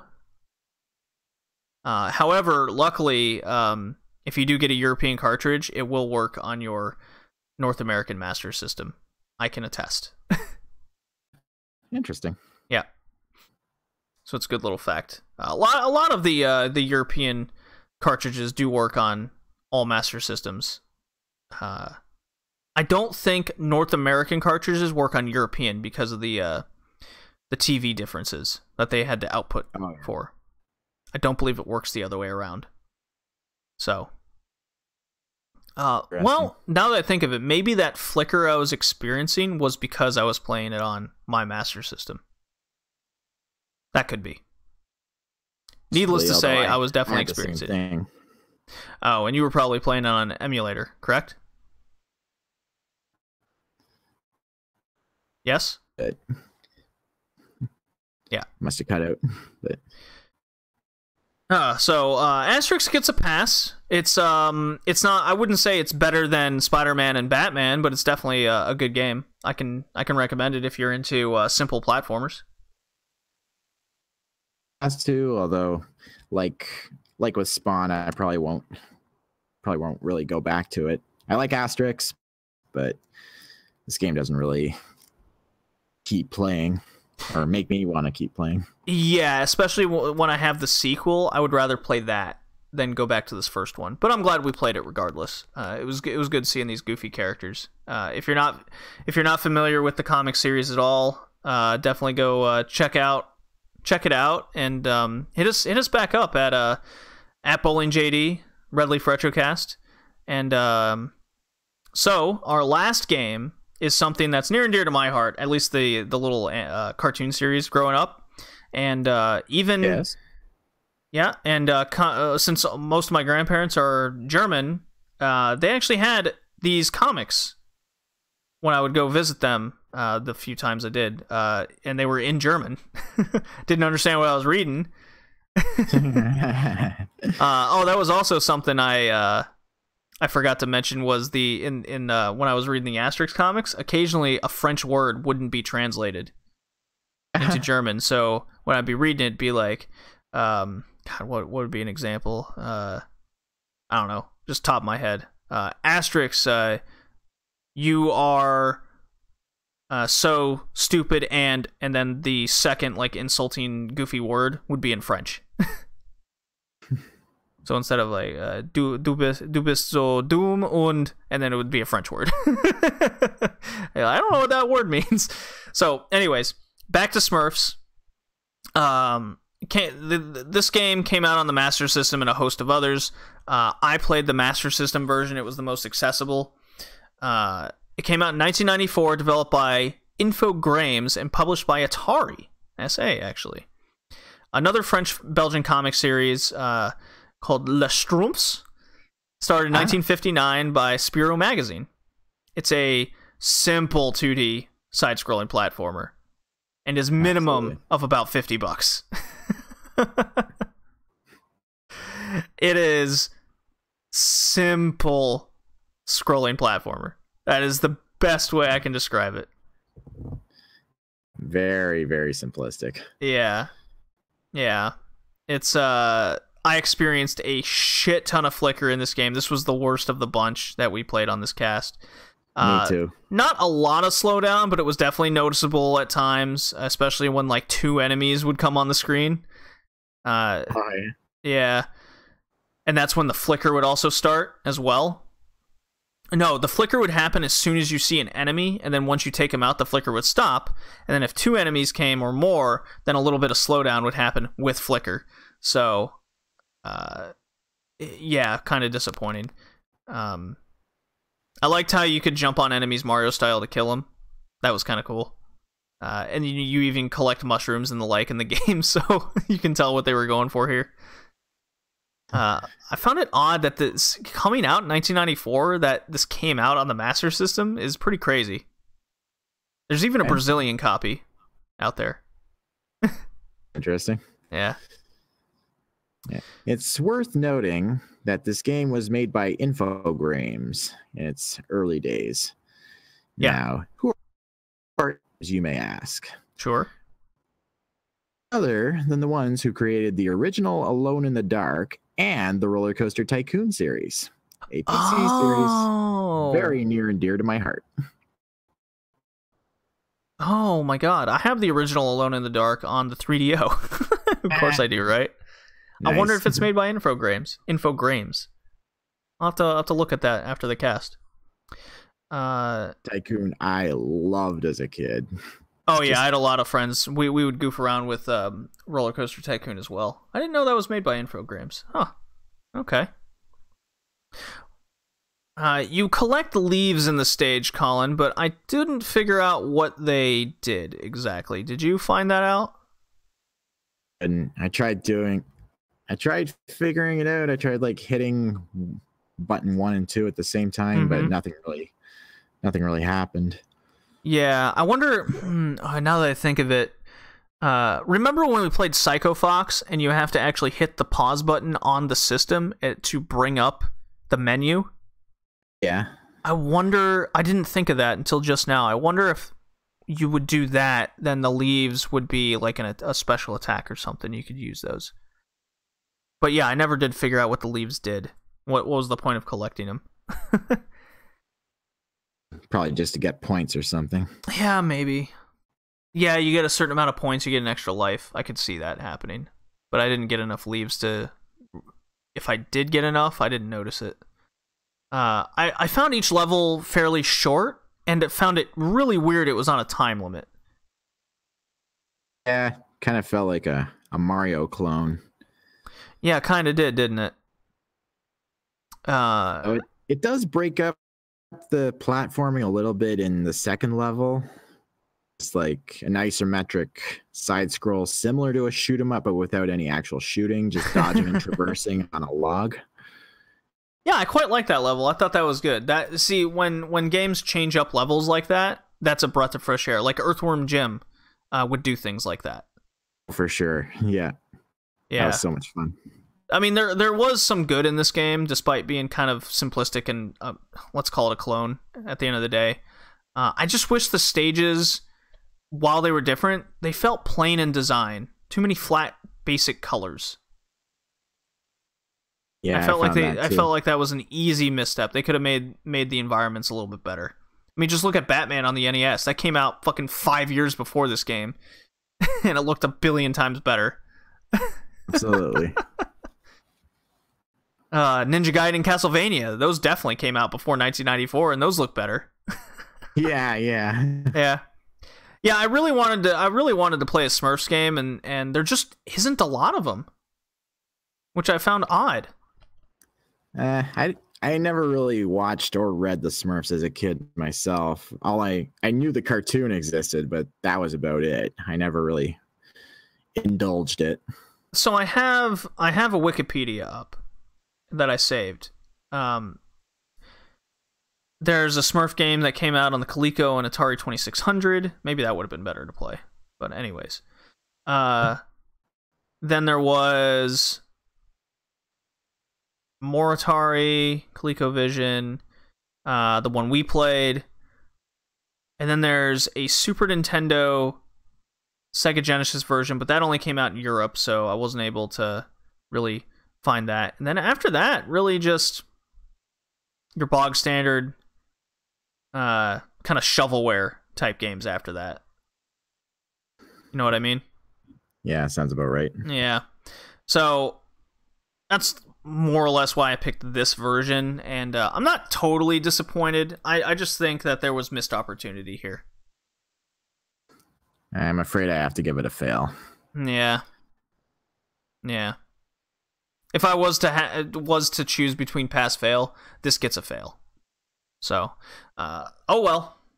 Too bad for Smurfs. I was kind of hoping for a nice little goofy platformer, but at least we got asterisks.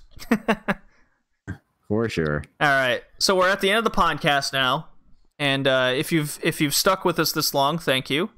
And if you head on over to iTunes or Stitcher, please leave us a review. It's a nice free way to support the podcast. And if you want to listen to more or listen to the live streams or what have you, it's all on our YouTube page, Red Leaf Retrocast, where I also do a bunch of gaming streams on there just for funsies. Yep, and you can find the podcast if you're looking for alternative ways to listen to it. You know, there's TuneIn Radio, Overcast, Spotify, and a slew of other places. We're in a bunch of different casts. We're not on SoundCloud because that costs extra. So, Colin, what was your favorite and least favorite game of the cast? For favorite, I'm going to say Batman on the NES, although Spider-Man is a very close second. Ooh. And growing up, but I feel like it's kind of outdated now, especially with Spider-Man 2, the movie, the game. That game is the closest to perfection that a Spider-Man game can be. Until the new one comes out in September. We'll see. And that has more of a timeless feel. It still looks great. It still plays great. And it's just, it's easy to pick up and play. It just, it just impressed me more. So Batman is my favorite for the cast. And your least? Least favorite, I'm going to say...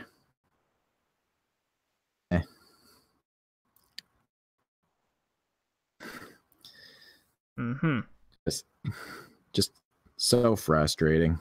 Yeah. For me, my favorite was actually not Batman, Spider-Man. Super surprised with everything it was able to do at the time for the game, and it did a lot of things unique and interesting to it, much more so than I would say Batman did. Batman felt like a Ninja Gaiden, which isn't a bad thing. Not necessarily. It executed it well, but Spider-Man just felt like its own thing. And even though I wasn't familiar with a lot of the characters I encountered, I did end up giving a shit about what was happening in the game. So, pleasant surprise. My least favorite would go to X-Men, and it's not even close. I hated that game. I want to play a good X-Men game now, but I'm not sure if any exist. Yeah, can't say I know of any. Maybe the closest X-Men game I've played is those God, what is it called? What are they called? I played it with my best friend. We played the whole thing. But anyways, neither here nor there. X-Men's a piece of shit, and I liked Spider-Man and Batman and Asterix, but Spider-Man the most. So, cool beans. Just to run down our 6 games, X-Men on the Genesis, Todd McFarlane's Spawn the video game on the Super Nintendo, Batman on the NES, Spider-Man on the PlayStation, Asterix and Smurfs on the Master System. So good slew of system choices there and a lot of different games. And our next theme topic in a couple weeks here is games based on TV adaptations. Particularly, I think we're going to shoot for cartoon TV adaptations. Yeah. So, something like Gargoyles comes to mind. Topic. Yes, that is your pick. I already got one in mind, and I'm claiming a Scooby-Doo game. Go for it. So I'm excited. Everybody, thank you for joining us on this amazing podcast episode. This was episode 26 of the Red Leaf Retrocast, Comic Books. And have a good day. Peace out. All right. Check that out. Exactly 2 hours, buddy. That is great. Oh. I'm happy, happy, happy. Deal. I shall start exporting immediately. Yeah. I'm going to be up all night anyway, so I'll probably get this episode out in the morning. For sure. Oh, well, thanks, Colin. Thanks for coming on tonight, taking time out of your busy night. Appreciate it, especially since I had to cancel on you in the morning, last minute, essentially. No worries, man. I'm always happy to help. This is always a fun thing to do. Yeah, once every 2 weeks, I get to talk about bullshit.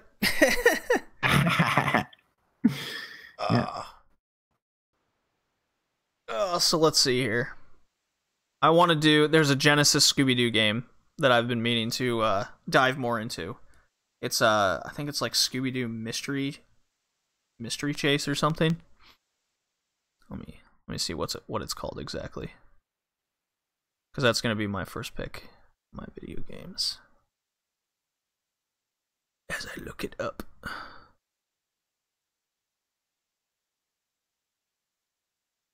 A lot of people came and listened to the stream, but no one commented. Okay, it is called Scooby-Doo Mystery. Just that, on the Genesis. That is one of my picks. Do you have any in mind? Well, I got Darkwing Duck for sure on the NES. Oh, okay. All right, Colin. We did DuckTales. Darkwing. Did we do DuckTales? Remasters. Oh my god, are you alright? You're dying. Swallowed some water. Yeah. Inhaled some water. Oh my god. Remasters. We did do DuckTales already. Well, how do you like that? Fuck, I even chose it. Alright. I know Darkwing. I know Darkwing Duck's also on the TurboGrafx, but it's really bad. I know that one because I looked into it as one of TurboGrafx games I want. God, I've wanted Darkwing Duck on the NES for so long. I think it's like a $60 game though. Yeah, an Disney NES collection on PSN for sale for like $20. Ooh. I wonder if I can get that on my. I wonder if I can get that on my Vita. I'll have to look into that. So, in 2 weeks, Colin, I'm just gonna end the stream now. So we're bullshitting. So.